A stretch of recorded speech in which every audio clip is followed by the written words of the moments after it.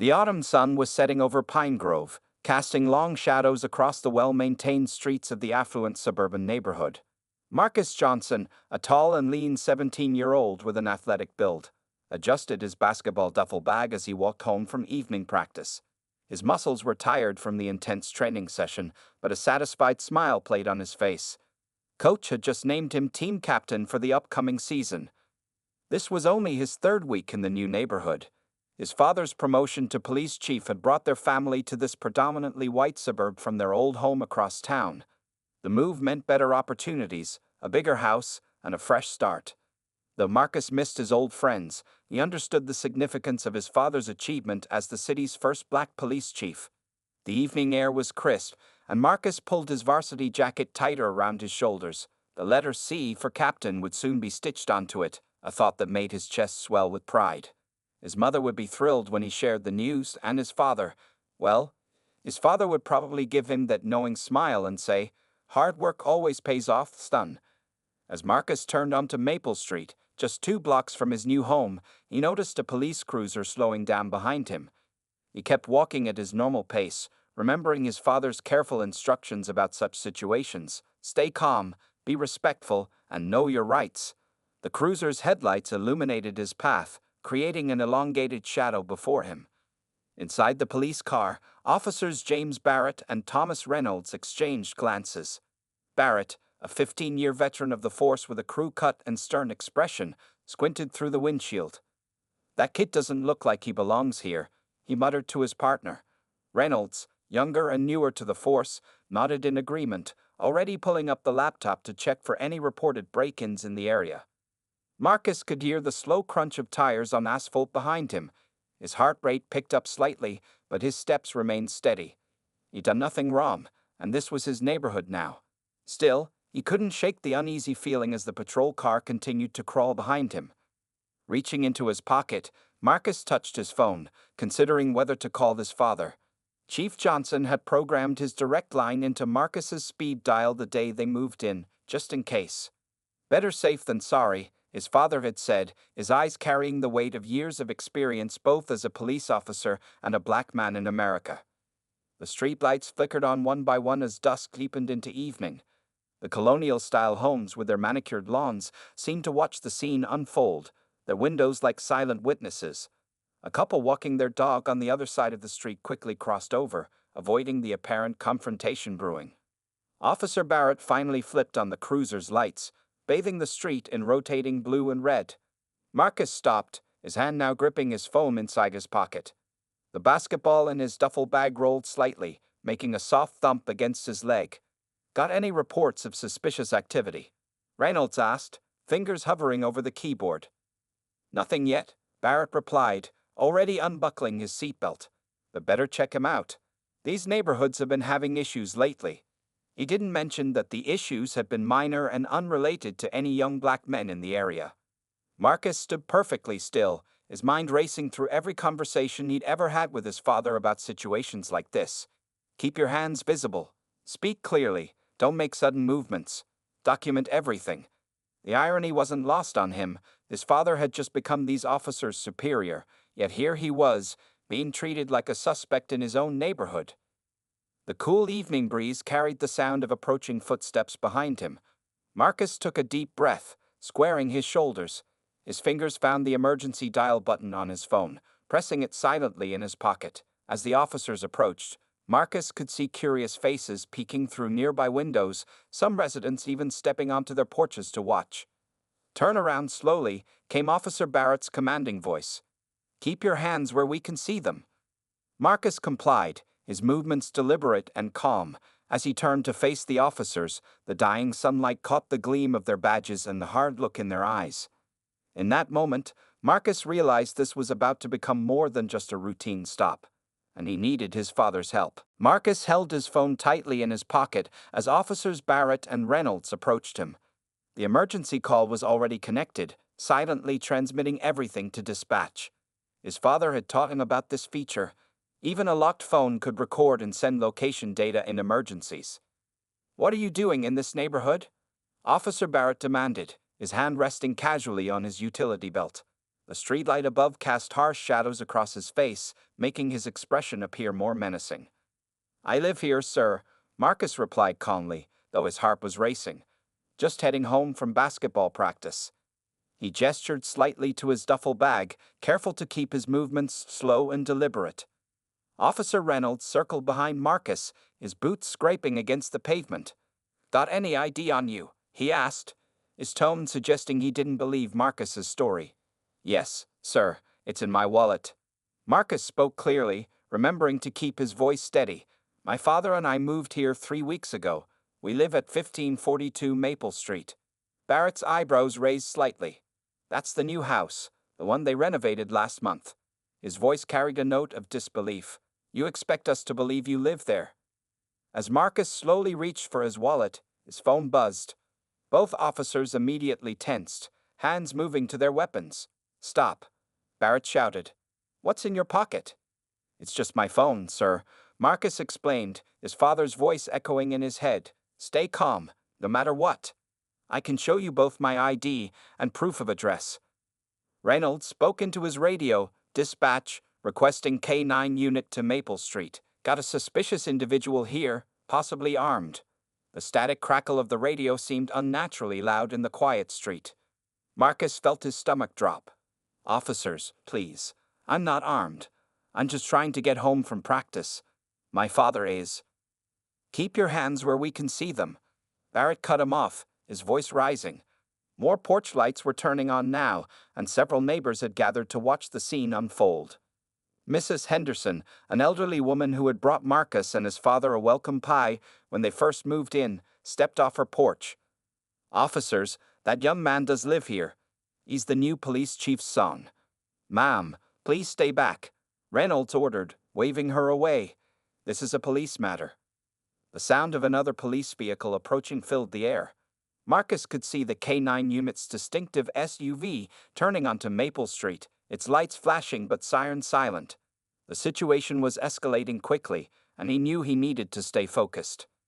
"Officers, I understand you're doing your job," Marcus said, his voice remarkably composed for a teenager facing down 3 police officers and a police dog. "But I have ID that proves I live here, and my father is."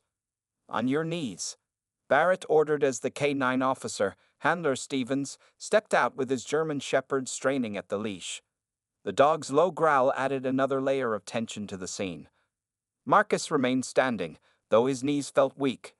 "Sir, I respectfully decline. I've done nothing wrong, and I have the right to." "I said on your knees." Barrett's voice echoed down the street. Reynolds moved closer, his hand now firmly on his weapon. In his pocket, Marcus's phone buzzed again. He knew it had to be his father responding to the emergency alert. Help was coming. He just had to hold on and stay calm. Handler Stevens approached with the dog, which was now barking aggressively. "Last chance, kid, on the ground, or Rex here is going to assist you down." The gathering crowd of neighbors had grown larger. Some had their phones out, recording the incident. Mrs. Henderson was frantically speaking into her own phone, likely calling someone who could help. Marcus took a deep breath. "Officers, I will not get on my knees because I have done nothing wrong. I am a resident of this neighborhood, and I'm trying to show you my ID. The dog is unnecessary, and I would like to call my father, who is." "Release the dog," Barrett ordered, but Handler Stevens hesitated, noting the growing crowd of witnesses. In that moment of tension, the distinctive sound of tires screeching around the corner cut through the night air. A black SUV with police lights was racing toward them, and Marcus felt relief flood through his body. He recognized that vehicle, his father's official police chief car. The situation was about to change dramatically. The black SUV screeched to a halt 30 feet from the scene, its blue and red lights painting the street in alternating colors. The gathering crowd turned their attention to the new arrival, phones still recording everything. Before anyone could react, Police Chief Michael Johnson stepped out of his vehicle, his commanding presence immediately felt by everyone present. Officer Barrett's face drained of color as he recognized his new boss, the man he'd met just last week during department introductions. His hand, which had been signaling Handler Stevens to release the dog, slowly dropped to his side. "Stand down. Everyone stand down now," Chief Johnson's voice boomed across the street. He moved with purposeful strides toward the scene, his police chief badge gleaming under the streetlights. "Handler Stevens, get that dog back in the vehicle immediately." Marcus remained perfectly still, his heart pounding but his exterior calm. He watched as his father approached, noting how different he looked now, not as the man who made pancakes on Sunday mornings, but as the highest-ranking law enforcement officer in the city. "Chief Johnson, sir," Officer Reynolds stammered, quickly holstering his weapon. "We were responding to a suspicious person report." "A suspicious person report?" Chief Johnson's voice was controlled, but carried an edge that made all three officers visibly uncomfortable. "Was this called in by dispatch, or did you decide my son looking like a suspicious person was enough to call for a K-9 unit?" Handler Stevens was already retreating with his dog, who had gone quiet at the chief's arrival. The German Shepherd, sensing the shift in power dynamics, had stopped its aggressive behavior and was now sitting calmly in its handler's control. "Your son?" Officer Barrett's face showed the dawning realization of their massive error. "Sir, we had no idea." Clearly, Chief Johnson cut him off. He turned to Marcus, his expression softening slightly. "Are you all right, son?" "Yes, sir," Marcus replied, still maintaining his composure. "I followed your instructions. The emergency alert worked, and I kept everything recorded."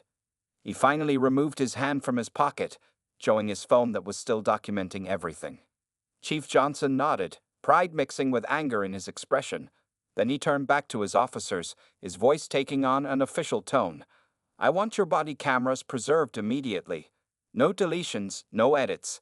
Handler Stevens, that includes any vehicle cameras from the K-9 unit." The growing crowd of neighbors had fallen silent, watching the scene unfold. Mrs. Henderson stepped forward again, her voice shaking with emotion. "Chief Johnson, I tried to tell them Marcus lives here. They wouldn't listen to any of us." "Thank you, Mrs. Henderson." Chief Johnson acknowledged her before addressing the officers again. "Officers Barrett and Reynolds, you'll report to my office first thing tomorrow morning. Handler Stevens, you as well. Now, I want all of you to look around. Look at these neighbors recording this incident. Look at their faces." The officers reluctantly surveyed the crowd, seeing dozens of phones pointed their way and faces showing various degrees of shock, anger, and disappointment. "This is your community," Chief Johnson continued, his voice carrying to everyone present. "These are the people you're supposed to protect and serve. Instead, you were ready to release an attack dog on an innocent teenager for the crime of walking home from basketball practice." Marcus watched as the officers shifted uncomfortably under his father's words. He could see other police vehicles arriving now, probably responding to the emergency alert he triggered. The night air had grown colder, but he barely noticed it anymore. "Sir," Officer Barrett tried again, "department protocol for suspicious persons." "Do not." Chief Johnson's voice cut through the air like steel. "Attempt to justify this by citing protocols you selectively enforce. I've been in law enforcement for 25 years. I wrote half the protocols you're currently violating."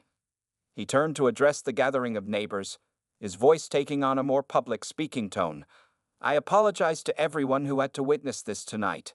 This is not what our police department stands for, and I assure you there will be a full investigation." Finally, he placed a gentle hand on Marcus's shoulder. "Let's go home, son. Your mother's worried." As they turned to leave, Chief Johnson looked back one final time at his officers. "Tomorrow morning, 8 a.m. sharp, and bring your union representatives. You're going to need them." The crowd began to disperse as Marcus and his father walked toward their house, leaving behind 3 shaken officers and a neighborhood forever changed by what they'd witnessed. This wasn't just about one incident anymore. It was about to become a catalyst for real change in the department. The walk to their house took less than 2 minutes, but it felt much longer. Chief Johnson kept his hand firmly on Marcus's shoulder as they approached their colonial-style home, where Lisa Johnson, Marcus's mother, was already waiting on the front porch. Her face showed the worry of a mother who had heard the emergency alert come through the family's shared system. "Baby, are you okay?" Lisa rushed down the steps to embrace her son. Though Marcus towered over her now, in that moment he felt like a small child again in his mother's arms. "I'm fine, Mom," Marcus assured her, his composure finally starting to crack a little. Dad got there before anything serious happened.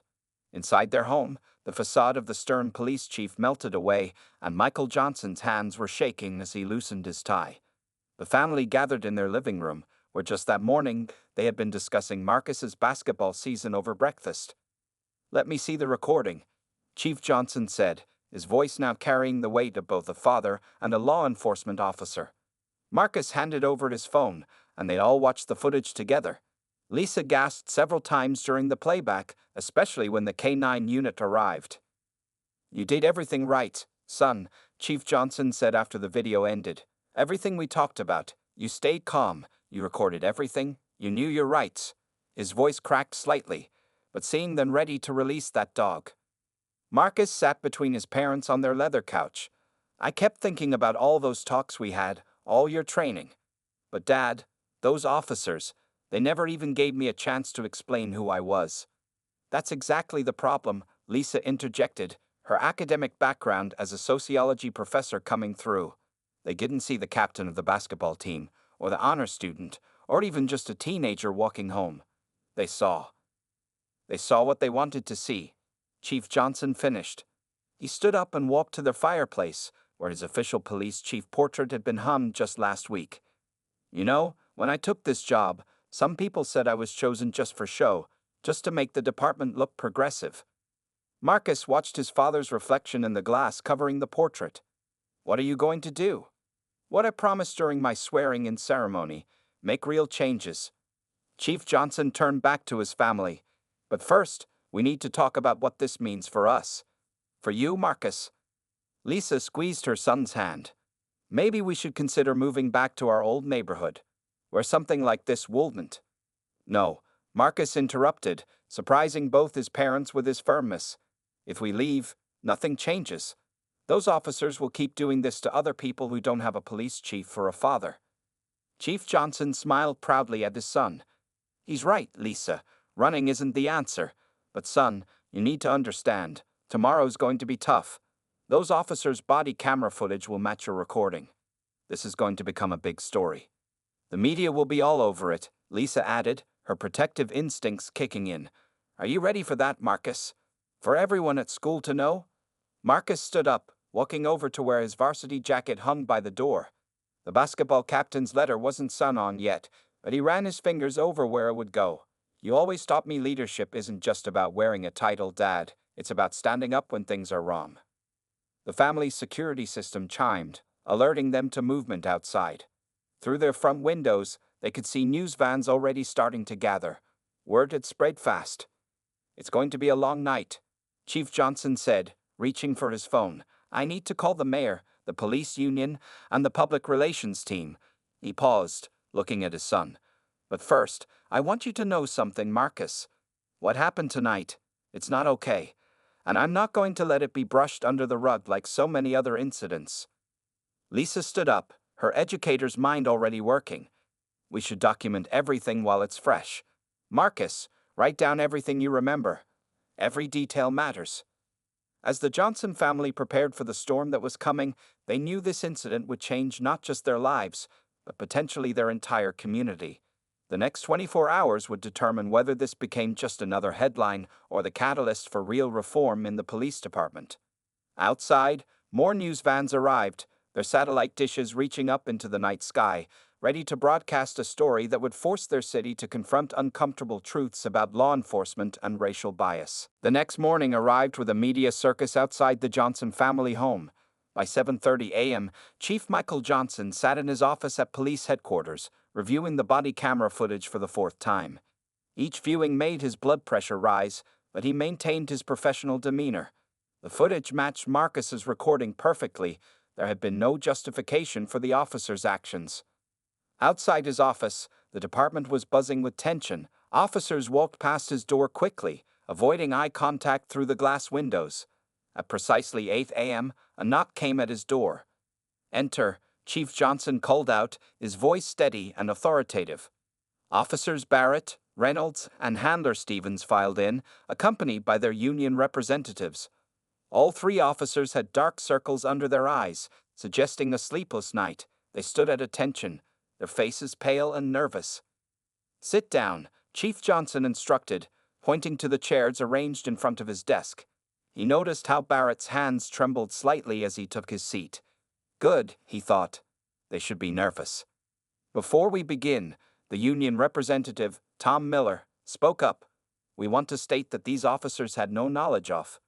Mr. Miller, Chief Johnson interrupted. With all due respect, that's part of the problem. They shouldn't need to know they're confronting the chief's son to follow proper procedures. He pressed a button on his computer, and the body camera footage began playing on the large screen mounted on the wall. The officers winced as they watched their actions from the previous night. The footage was damning. No probable cause, escalation without justification, and the threatened use of force against an unarmed teenager who had remained calm and cooperative throughout the encounter. Handler Stevens, Chief Johnson, addressed the K-9 officer directly. Explain to me why you thought it necessary to bring a police dog to confront a teenager carrying a basketball. Stevens shifted uncomfortably in his chair. Sir, when we receive backup calls about suspicious persons. A suspicious person who was wearing a varsity jacket, carrying a basketball bag, and offering to show ID. Chief Johnson's voice remained level, but his eyes were intense. Try again. Meanwhile, at Pine Grove High School, Marcus sat in his first period AP history class, aware of the whispers and stares from his classmates. News travels fast in a small town, and by now, everyone had seen the viral videos taken by neighbors. Some students showed support with subtle nods or encouraging smiles, while others seemed unsure how to act around him. His history teacher, Mr. Rodriguez, used the moment to shift their scheduled lesson. Class, since we're studying civil rights movements, perhaps we should discuss how history often repeats itself in different forms. Back at police headquarters, Chief Johnson was laying out the consequences. Officer Barrett, Officer Reynolds, you're both suspended without pay pending a full investigation. Handler Stevens, you're reassigned to desk duty, and the K-9 unit is temporarily suspended until we review all deployment protocols. Chief, Barrett protested. We were following standard procedures for suspicious person calls. Were you? Chief Johnson pulled out a stack of reports. Because I spent the night reviewing your stop records for the past year. Care to explain why 85% of your suspicious person stops involved young black males in predominantly white neighborhoods? The room fell silent. The union representative scribbled notes frantically. Here's what's going to happen, Chief Johnson continued. There will be a press conference at noon. The department will announce the suspensions and the launch of a comprehensive review of our policies. Additionally, all officers will undergo mandatory retraining on bias awareness and de-escalation techniques. He stood up, his imposing figure casting a shadow across his desk. But understand this, if the investigation reveals any history of similar incidents that were swept under the rug, your suspensions will become terminations. We're not just going to talk about change, we're going to make it happen. As the officers and their representatives filed out, Chief Johnson's phone buzzed. It was a text from Marcus. Some kids at school are organizing a peaceful protest outside the police station this afternoon. Don't worry, Dad. We're going to do this the right way. Chief Johnson smiled slightly, proud of his son's strength and wisdom. He began preparing for the press conference, knowing that the next few hours would set the tone for real change in his department. The incident with Marcus wouldn't be just another statistic. It would become a turning point for police reform in their community. Outside his office, the suspended officers walked past rows of curious colleagues, their badges and service weapons already surrendered to internal affairs. The real work of transformation was about to begin, and everyone in the building knew it. 2 weeks after the incident, the police department's conference room was filled with tension. Deputy Chief Sarah Martinez, appointed by Chief Johnson to lead the internal investigation, stood before a large screen displaying her findings. Around the table sat representatives from Internal Affairs, the Police Oversight Committee, and civil rights attorneys from the ACLU. The investigation into the Marcus Johnson incident has uncovered disturbing patterns. Deputy Chief Martinez began, clicking through her presentation. Over the past 3 years, Officers Barrett and Reynolds conducted 847 suspicious person stops. Of these, 726 involved young men of color in predominantly white neighborhoods. The room filled with murmurs as she displayed the statistical charts. Chief Johnson, sitting at the head of the table, maintained his professional composure despite the personal nature of the case. He had purposely distanced himself from the investigation to ensure its independence. Furthermore, Martinez continued. The K-9 unit was called to 192 of these stops, despite no evidence of weapons or violent behavior in most cases. Handler Stevens's deployment records show a disturbing trend of using dog intimidation tactics during routine stops. Mrs. Chen, head of the Police Oversight Committee, raised her hand. Were there any previous complaints filed against these officers? Martinez nodded grimly. Yes, 27 formal complaints. However, our investigation revealed that most were classified as unfounded without proper investigation. The previous administration appeared to have a pattern of dismissing racial bias complaints. At Pine Grove High School, Marcus was becoming an unexpected leader in his own right. During lunch period, he sat with a diverse group of students who had formed a new club, Youth for Police Accountability, YPA. They were planning their third peaceful demonstration, but this time with a different approach. Instead of just protesting, Marcus explained to the group, "We should invite officers to have open discussions with students. My dad says real change starts with understanding each other." Back in the conference room, Deputy Chief Martinez reached the most crucial part of her presentation. "We've discovered evidence that suggests these practices weren't limited to just these 3 officers. There appears to be an unofficial department culture of targeting outsiders in affluent neighborhoods." The ACLU attorney, James Washington, leaned forward. "This is exactly why we need comprehensive reform, not just disciplinary action against a few officers." Chief Johnson finally spoke up. "I agree. Deputy Chief Martinez, please share your recommendations." Martinez clicked to her final slides. "We recommend the following immediate actions. First, termination of officers Barrett and Reynolds based on multiple policy violations and evidence of systematic bias. Second, permanent reassignment of Handler Stevens and a complete restructuring of the K-9 unit's protocols."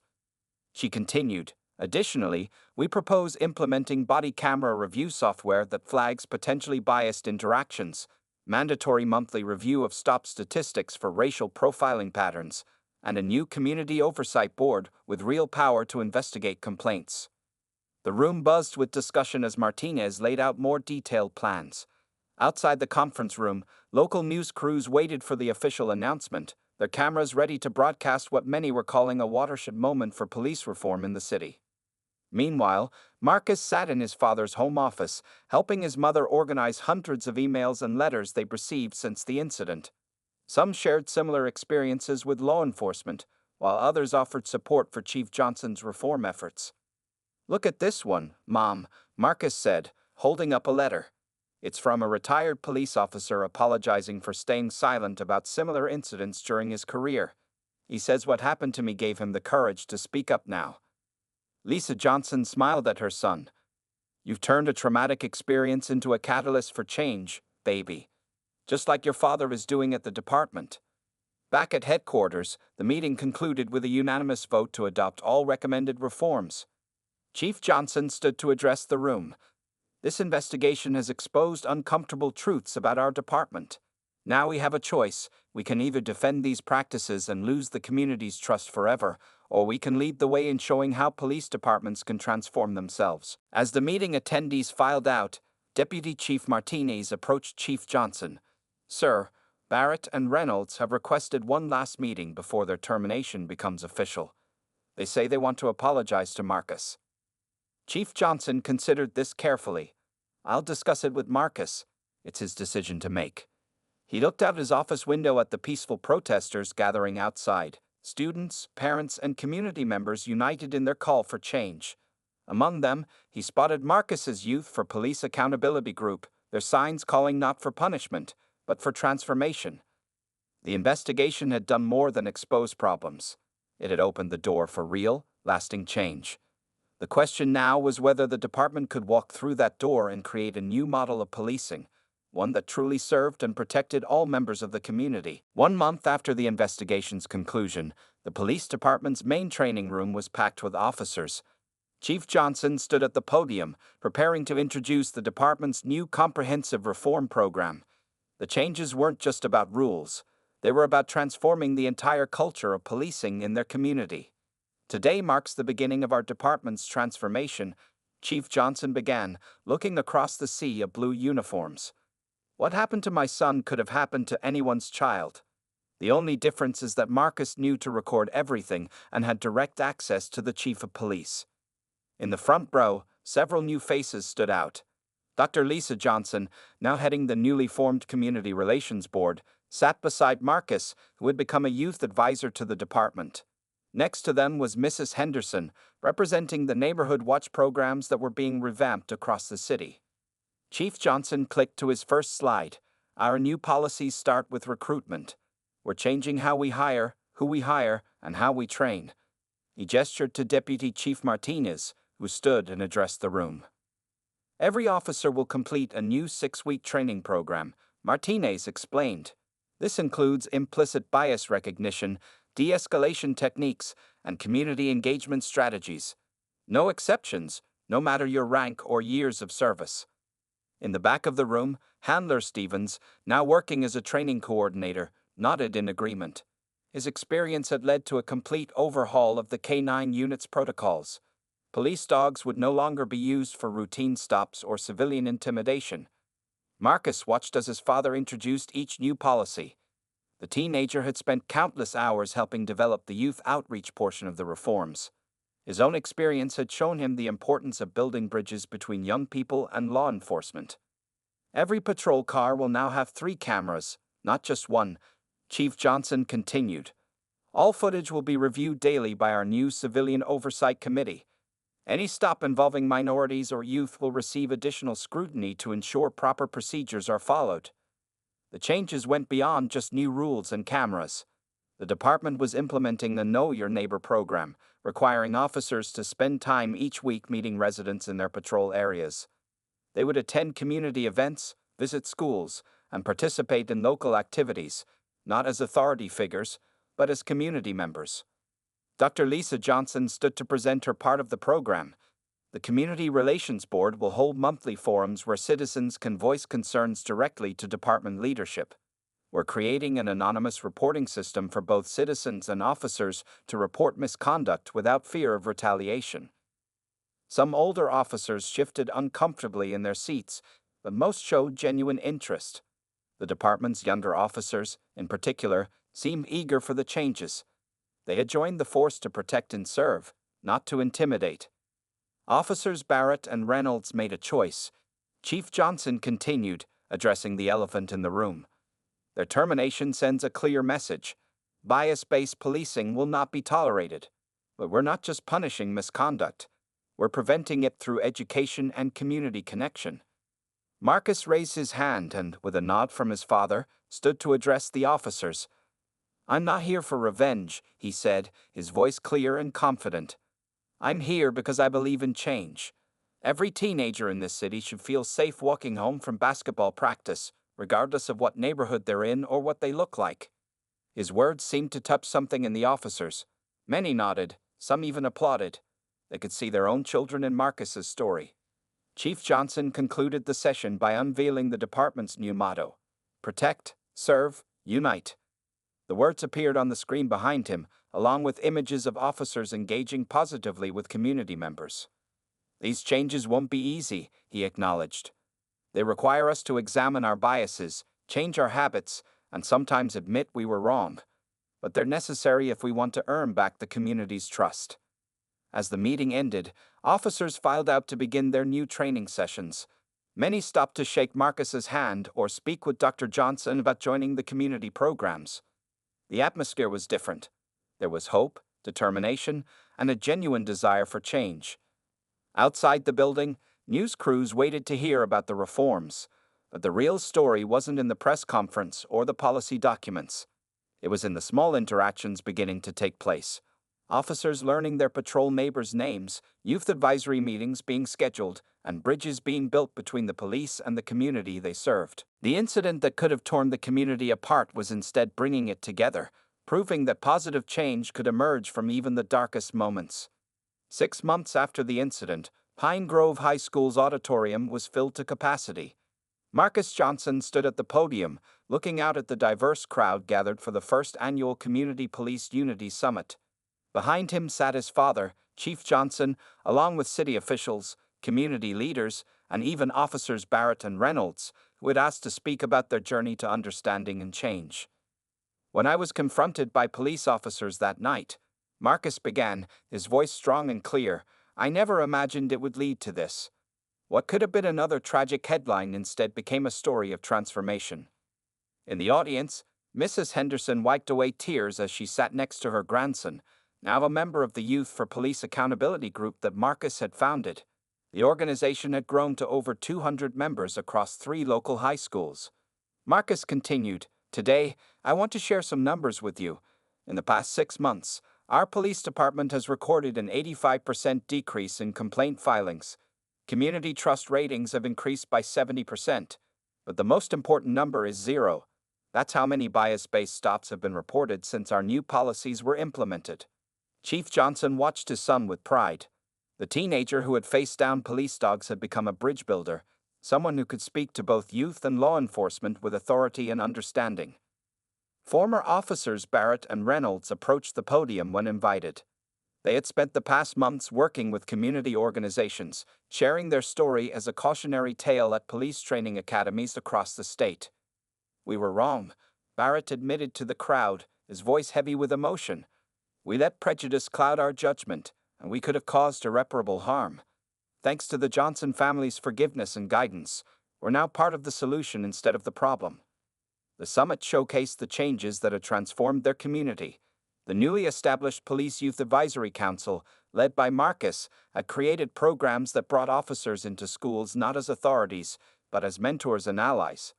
The K-9 unit, under its new leadership, now focused on community service, with therapy dogs visiting schools and nursing homes. Dr. Lisa Johnson presented data showing how the department's Know Your Neighbor initiative had dramatically improved police-community relations. Officers now regularly attended community events, coached youth sports teams, and participated in neighborhood cleanup days. Real change, Marcus concluded, doesn't come from policies alone. It comes from people willing to learn from their mistakes, to listen to each other, and to work together for something better. As the summit ended, people gathered in small groups, sharing stories and plans for future initiatives. Officer Stevens, now heading the department's community outreach program, was discussing plans for a summer youth police academy with interested teenagers. Outside the auditorium, news crews interviewed participants. The story of Pine Grove's transformation had gained national attention, with other police departments sending representatives to learn from their example. Marcus found himself surrounded by young people eager to join the movement he'd helped create.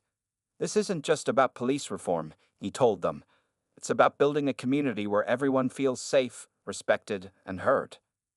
Chief Johnson watched his son interact with the crowd, remembering that frightening night 6 months ago. What could have torn their community apart had instead brought it together in ways no one could have predicted.